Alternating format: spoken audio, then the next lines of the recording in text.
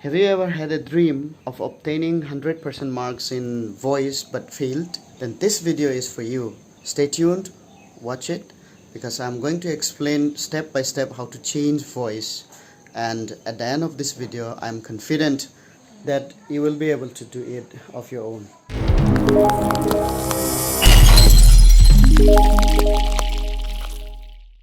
Dear students, today I'm going to teach you how to systematically change voice from active to passive. This is actually going to be a series of classes where I'm going to touch the different rules involving voice change. Now, voice change is all about whether the verb is active or passive. Now, how do we know whether a verb is active or passive?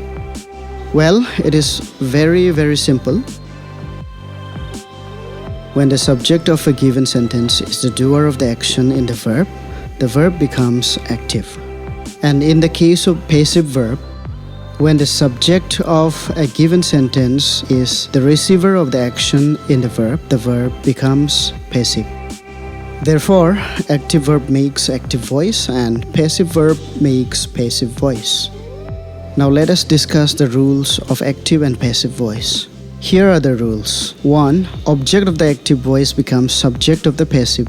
2. Subject of the active voice becomes object of the passive, preceded by a preposition. 3. A new auxiliary verb is introduced every time a sentence is changed from active to passive. On your screen are the different forms of be verbs introduced. Simple present tense will carry am, is, are. Simple past tense will carry was or were. In past and present continuous tense, being is used. Been is used in perfect tense and be in future. 4. The principal verb is changed into past participle form, preceded by a newly introduced auxiliary verb. Let us now discuss with a few examples. Excluding present perfect continuous tense, which is no more used in English grammar, we are left with 11 other different subtenses. But only 8 are applicable in the case of voice change. They are on your screen. Simple present, present continuous, present perfect, simple past, past continuous, past perfect, simple future, future perfect. Okay, here is an example that I have taken. The cat killed a mouse. First, we will talk about what subject and object mean. We have this one, and this one. 3 things basically in the sentence. The cat is our subject. Subject means it is the topic of discussion in a sentence. Okay. Because this whole sentence talks about this cat. Alright, so this is the subject. Now we have a verb in the past tense form and a mouse. A mouse is our object. Okay, so these are the subject and object in the sentence. Now we bring it here and take this one there, and we take this from object place to the subject place. It will become subject. And if you take this here, it will become object. The cat killed a mouse. Our rule says when we change, the object of an active voice becomes subject of the passive. Presently, the sentence is active voice. How do we know that? Because the action killed here, this killed here, is acted by the cat. That means the cat is the doer of the action and mouse is the receiver of the action of this verb. Alright? That's how we know that this is active verb, and so we call it active voice. Alright? Now we need to change it. When we change it, as the rule goes, object of the active voice will become subject of the passive voice. So in the passive voice, we have to start with this, a mouse. And then the second rule says subject of the active voice becomes object of the passive, the cat. And then The rule also says that the object here in the passive is preceded by a preposition. Now the preposition that we are going to use here is this by. Okay? Then again, the rule also states the verb is finally changed to past participle form. Now killed past participle form remains killed. But before this, we need to put one auxiliary verb, and new auxiliary verb is introduced. Now in this case, what sentence is this? What tense? Past tense. So in the case of simple past tense, what we introduce? We introduce was, because a mouse is a singular subject. So in that case, we have to use was. So we get a mouse was killed by the cat. This is our changed sentence. I hope you have understood it. Okay, now we will first of all go with assertive sentences, and within assertive sentences we will follow tense wise. First of all, present tense. And in present tense, let's first of all see simple present tense. Here's an example I have already written for you. The girl loves her doll. So our subject here is the girl, and the verb is loves, and her doll is our object. So we must be able to identify the subjects and objects without doubt. Otherwise we will get confused, and subjects and objects are basically things, ideas, persons, etc., which are basically nouns. Here, let's see, her doll is a thing, and that's why it is an object, which is a noun. But then when we change the voice from active to passive, we bring it to the place of subject. Okay? So, her doll, and then simple present tense, the rule is we introduce an auxiliary verb before we change this one to past participle form. Now this is a singular subject, and so we will write is in the present tense. Her doll is, now the verb will change to past participle form loved, and then we introduce the preposition, and our subject becomes object, the girl. In the process of changing the sentence, we cannot change the tense. If this sentence is simple present tense, then this also should be changed into simple present tense by default. I have one more sentence for this tense. I am loved by my parents. Can you identify the voice of this sentence? Right or wrong, if you have guessed it, this is a passive verb. Am loved, auxiliary verb, past participle form of verb. This is how you have to identify the verb in a sentence.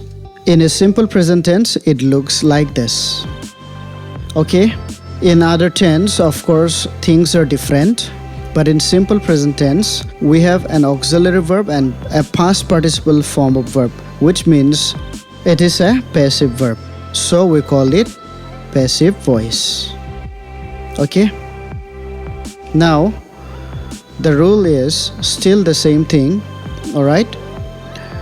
The rule states that the subject and object will just get interchanged as we have done in the active sentence. So, what we need to do now, we bring this object in the place of subject, my parents, alright?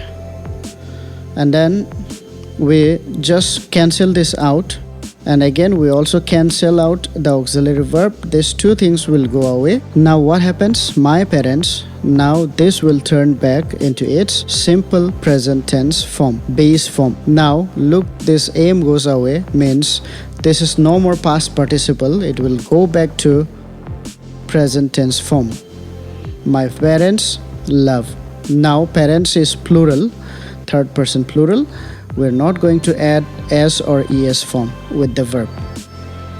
We simply keep as it is. So my parents love. Now I will change to me. So this change of pronoun is also very important. This I is not going to remain as I, but it will change to me. So what happens now? Object becomes subject, subject becomes object, clear? And then the past participle form of verb is now again converted to base form, the present form. So this is how simple present tense is: active to passive and passive to active. Alright, now we will do present continuous tense. We have an example here. He is writing a story. Subject, verb, and object.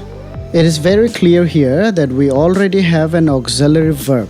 When we already have an auxiliary verb, the question is, do we really need to introduce another auxiliary verb according to the rule? Of course, yes. When we change it, subject becomes object and object becomes subject. So let us bring the object to the place of subject. That's how we have to begin. A story. Now, a story is singular or plural? Of course, it is singular.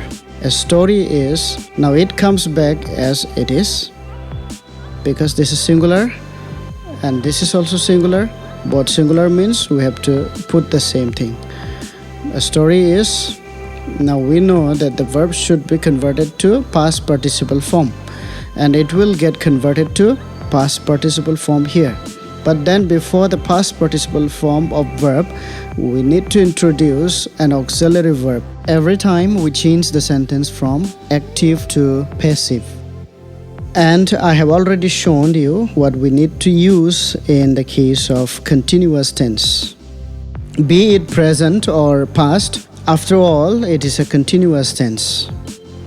So for this continuous tense, we are going to use this word, being. Alright? Now this and this is already done.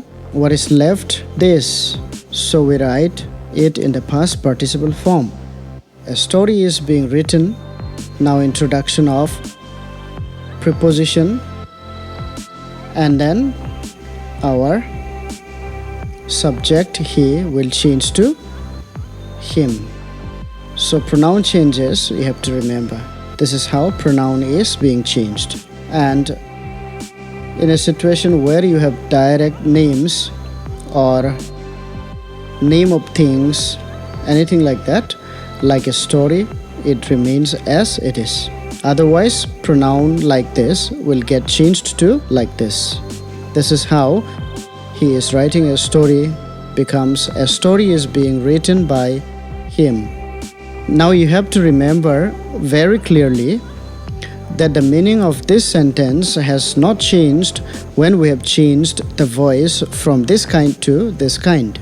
Okay? It's a kind of transformation of sentence from one kind to another. That's why we do not change the tense, we do not change the meaning of the sentence. Only the structure of the sentence changes from this kind to this kind. Alright? Now let us talk about present perfect. In present perfect tense, you need to know that present perfect tense has words like have and has. And along with that, they already have a past participle form of verb. So, already having a past participle form of verb along with an auxiliary verb might confuse you. Do we really need to introduce a new auxiliary verb here? Of course, the answer is yes. And what we will do here is, just like in the case of present continuous tense that we have done, similar thing will be done here also. You need to remember, perfect tense is always H is to PP. H is to PP means have, has or had along with past participle form of verb. This is the format of perfect tense. Now let's say this is our object, our verb, and our subject. Together it is our verb, and you should not confuse it. This is not the only verb. Together they form a verb. Alright? So, object becomes subject, the work. Now the work is third person singular. What do we need to do with third person singular? Instead of have, we have to introduce has.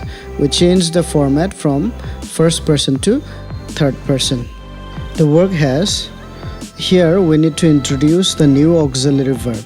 In this particular tense, you will have to use been. The work has been.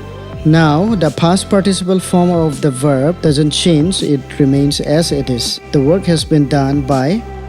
We introduce the preposition and then an I will change to me. Okay, this is how we change a sentence in the case of present perfect tense. I have done the work. The work has been done by me. And with this, I'm going to close the video here today. Thank you very much and stay safe. Thank you for watching.